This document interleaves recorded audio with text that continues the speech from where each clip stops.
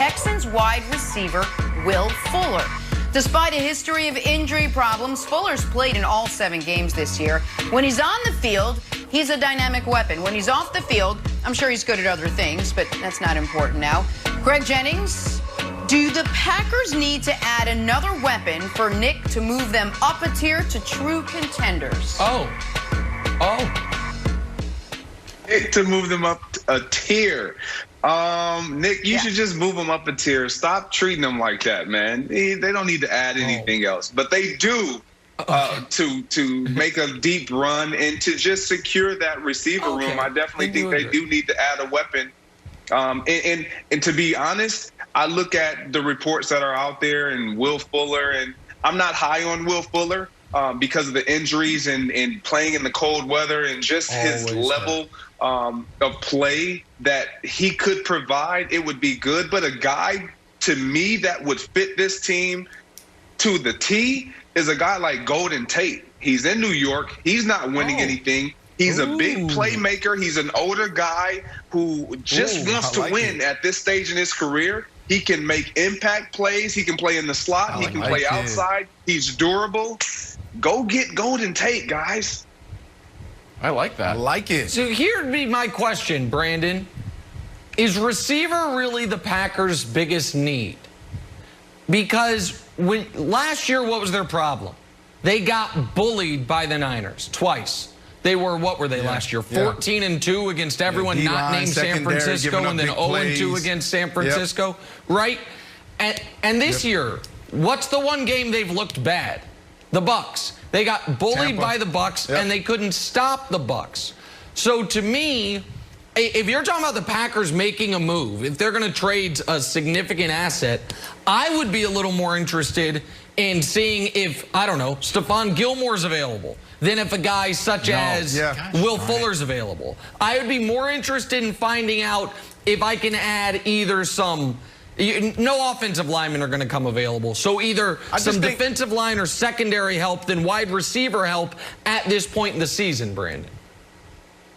I just think the defense is too far off. And whenever you get an opportunity to maximize your time left with Aaron Rodgers, you do it. Because I go back to your days, Greg, when I look at this. Yeah, I'm with you, too. There's some better options out there. But whenever you can surround Aaron with talent, the way they did back in the day with you, Donald Driver, Jordy Nelson, you had Randall Cobb come in there later, James Jones. Every time I turned on the TV, I'm like, this guy has 10 touchdowns. That guy has 10 touchdowns. You guys were unstoppable. So, Nick, you have a great point, right? Because they do need help. But I think this defense is more than capable of doing what Greg talked about earlier in the show, is just giving us more opportunities. This is not the Seattle Seahawks defense. So when I think about it, I just love surrounding Aaron Rodgers with more playmakers. This guy is magical. He's not the type of dude just drop back and throw it to Greg every single time. He's the type of dude that wants to get everyone involved. And when he has 3, 4 pass catchers, man, it's over with for the NFL. So I like this, you know, especially with guys being banged up, Wilds. So, Greg, my question is, when you see like Tampa, which has a pretty good offense, and they get Antonio Brown, like, we're going to get even better. That's one side of the coin. And then you look at Seattle, it's like, wow, we're terrible on defense. We need to really sort of solidify that. Packers are somewhere in between. Like, they don't really need a wide receiver, do they? Aaron Rodgers got 17 touchdowns, 3rd in the league, and he's played 1 fewer games than Brady, and he's 2nd in passer rating. So to me, it feels like, I don't know, I don't like flirting with the idea, because Aaron Rodgers consumes a lot of media, even though it says he doesn't. And it'd be like, we ended up not getting a wide receiver even after I read all these reports. For me, I'm 100% in with what Brandon is saying. If you surround Aaron Rodgers with just unlimited access to talent and skill players, the sky is the limit. This is what he's always thrived with. This is what he's always typically had when we've seen the Packers overcome the lack of defensive play.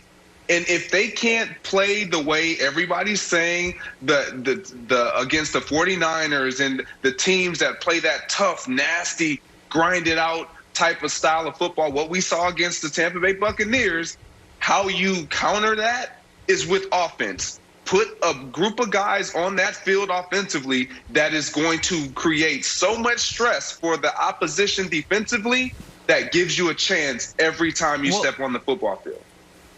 Well, then let me throw a different name at you guys. And Brandon, I'll kick this one to you, because the Packers made a conscious choice not to go after a wide receiver this offseason.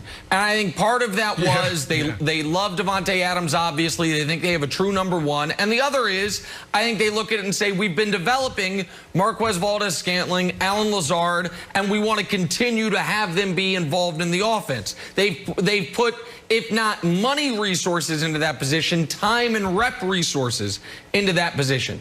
If we're going to focus on the offensive side of the ball, one spot they didn't address in the draft, they haven't spent money on, they haven't spent reps on, is tight end. If we're talking about the Giants selling off pieces, what about buying super low on your brief teammate Evan Ingram? Former first-round pick, a guy who is in college showed flashes of being a big-time playmaker. In the NFL, has had some drops issues, isn't a great blocker, is, however, a big fan of first things first, big LeBron guy. What up, Evan? And maybe could use a change of scenery, Brandon. Like, Greg, you said you like it. How do you think that fits, Brandon? Yeah, I'll pass it to Greg quickly here. I love it. I play with Evan. This dude is underachieving right now. He could easily be one of the most premier tight ends in the National Football League. He definitely could use a change of scenery, Greg. I don't know if you think he fits in there, but I think he does. I 100% love that, Nick. And I think he fits in great. When I first saw Evan Ingram, he reminded me, he was so reminiscent of Jermichael Finley to me. He catches the ball well. You can split him out. He's really a hybrid wide receiver playing tight end with a huge frame. That would be phenomenal. I would love to see that. Again, the Packers need to make a splash. Why not?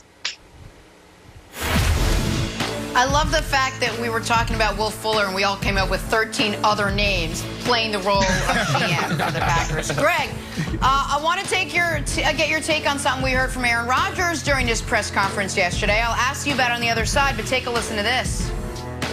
Just wondering if you might be willing to hop into the DeLorean with me. Back to 2008, your first career start. It's a Monday night. It's against Minnesota at Lambeau. What was that day like for you? And was there a time either leading up to the game or during the game where you really ultimately felt settled? Well, I don't feel like I felt settled until I hit Greg on that, deep corner post in the beginning of the second quarter, I believe it was. All right, 85, take us through this play. Let me tell you. So we get in the huddle, and anytime you get a play and you know it's coming to you, like, I don't know, Brandon, if this ever happened to you, but I would be like, okay, man, make this play. Don't do nothing stupid. Don't get a false start. Just catch the ball. And I remember running the route, and I'm thinking, he's not going to throw this. And I turn around, and I look up, and the ball is in the air, and I just have that mentality of go make a play for your quarterback, and ended up making a great play. He makes a great throw. The next couple plays later, the touchdown pass he threw, the twerk and how he contorted his body, though, that was ridiculous. That's when we knew. I mean, we knew it probably well before, but Aaron was going to be special. That was 62 yards in the air. Yeah. I'm sorry to interrupt. That was 62 yards in the air.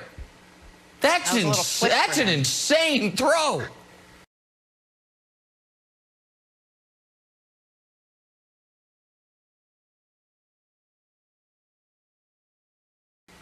That's unbelievable. Hey, listen, Brandon, there's go a ahead. couple guys, man, that we just don't talk. No, there's just a couple guys we just don't talk about at the wide receiver position. So I love Aaron Rodgers going back to that moment and highlighting one of my all-time favorite wide receivers, Greg Jennings, Pro Bowler. I love it.